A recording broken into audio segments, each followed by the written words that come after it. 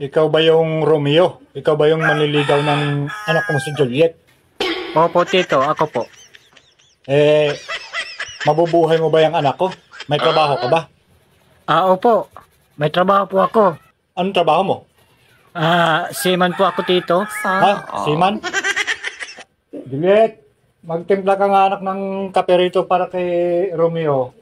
Opo, tay. Sandali Eh, lang po. Kumusta naman ang pagsisiman, Romeo? Malaki bang kita? Depende po, Tito. Kagaya po ngayon, uso ang habagat. Mahina po ang huli eh. Kuminsan po jakpatan lang po. Ganun lang po talaga ang buhay sa pangingisda. Anak, huwag ka na magtimpla.